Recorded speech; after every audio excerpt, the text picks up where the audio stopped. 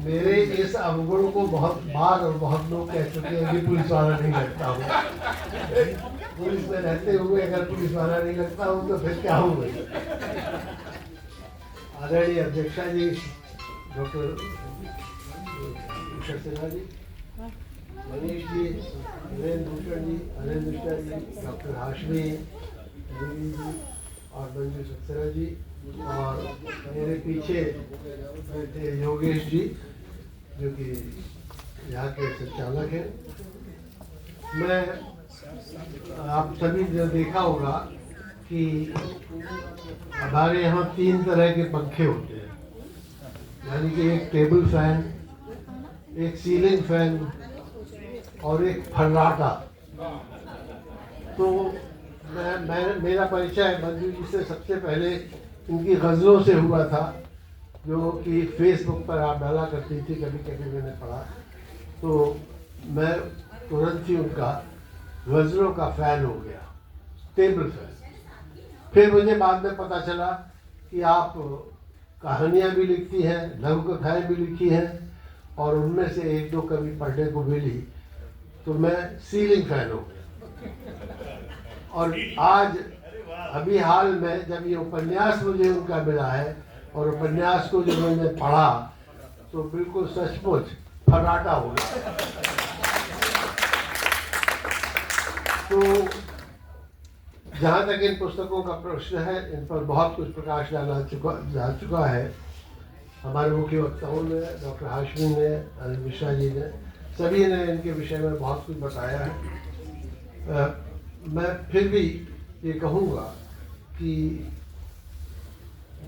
सबसे कठिन काम उपन्यास लिखना होता है इन सभी में, और आपने जो उपन्यास लिखा है ये एक तो बहुत अच्छे वॉल्यूम में, साइज में है, लगभग 400 पृष्ठों में।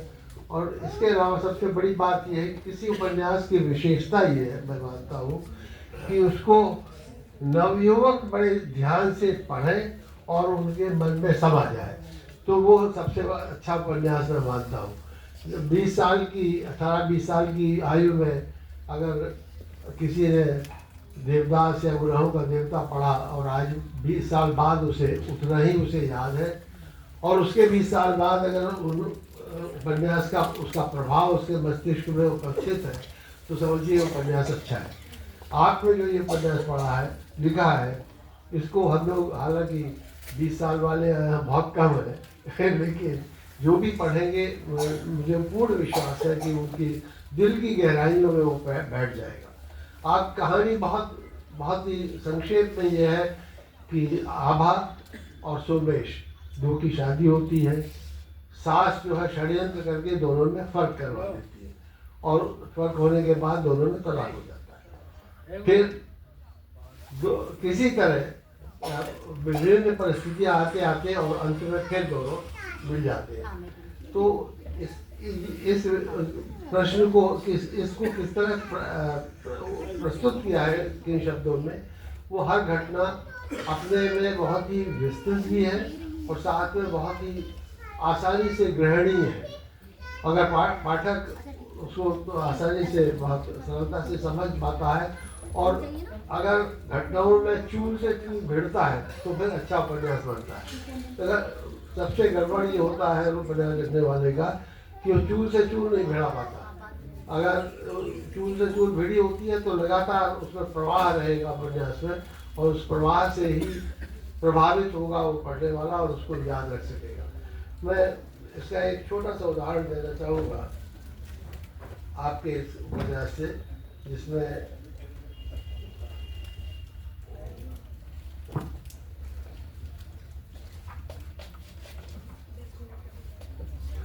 सोमेश और जब ये कई वर्ष बाद, तलाक के कई वर्ष बाद ये आपस में जब मिलते हैं तो मुलाकात कैसे होती है, ये बहुत ही रोचक ढंग से प्रस्तुत किया है आपने उसको। और ये ट्रेन में मतलब ये जा रही है आभा, उस वक्त आभा को उस आवाज़ से एक तेज झटका सा लगा, पर जब तक वो समझ पाती कि चाय वाला 1 कप चाय ऊपर वाले यात्री को थमाकर दूसरा कप भर रहा था, वो तो चाय वाला चाय देने आया है, उसने ऊपर वाले यात्री को कहा चाय के लिए, और उसने जो जवाब दिया कि मुझे दे दो, और नीचे वाले को भी नीचे आभा दी। आभा को उस आवाज से एक तेज झटका सा लगा, पर जब तक वो समझ पाती, चाय वाला एक कप चाय ऊपर वाले यात्री को थमाकर दूसरा कप भर रहा था। ये नीचे मैम साहब को दे दो, और एक बिस्कुट का पैकेट भी, ऊपर वाले ने कहा सोमेश ने। आश्चर्य में भर आभा उड़ा हुआ कंबल विद्युत गति से एक ओर समेट कर सीट के नीचे उतर आई। उसका संशय यही था, ऊपर सीट पर सोमेश आराम से बैठकर चाय पी रहा था। तो उसने प्रश्न किया आभा ने, तो सोमेश जवाब देता है, चाय पी लो, ठंडी हो जाएगी। आभा के हैरानी से फटते प्रश्न को बिना सिले उसने गंभीरता से कहा, और हाँ, बिस्कुट जरूर खा लेना, वरना खाली चाय से एसिडिटी हो जाएगी। तो ओह, तो तुम्हें अभी तक याद है कि खाली पेट चाय पीना मुझे डॉक्टर से मना किया हुआ था।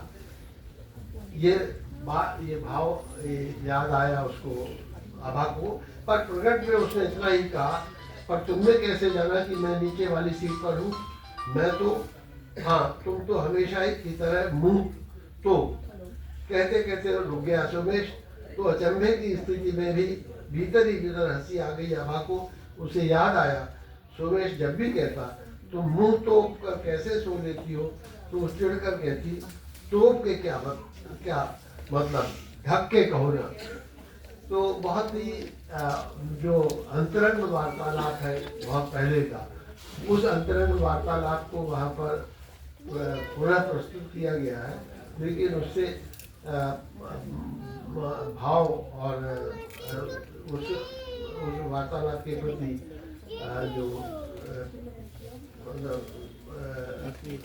जो भाव आते हैं उसके दोनों के मन में, वो पाठक को स्वयं ही एक ऐसी प्रभाव उस पर डालते हैं कि जैसा मैंने कहा कि 20 साल का लड़का उसे 40 साल तक याद रखेगा, और 60 साल तक उसके व्यक्तित्व पर उसका प्रभाव पड़ेगा। इस पुस्तक के अलावा बाकी दोनों पुस्तकें मैंने नहीं अभी देखी, लेकिन उन पर बहुत कुछ बोला जा चुका है। और मैं कहूँगा कि मैंने आज जो आपके शेर सुने लोगों के, उनसे कई गुणे अच्छे शेर मैं आपसे पढ़ चुका हूँ फेसबुक में। मैं बहुत बहुत बधाई दूँगा आपको कि आपकी 3 किताबें एक साथ प्रस्तुत हुई हैं, और एक किताब को ही लोकार्पित करवा पाना बड़ा कठिन होता है। आपने तो एक साथ एक ही वर्ष में 3 पुस्तकों को किया है, तो आप त्रिगुणित बधाई की पात्र हैं। और मुझे आशा है कि आप भविष्य में बहुत ही महान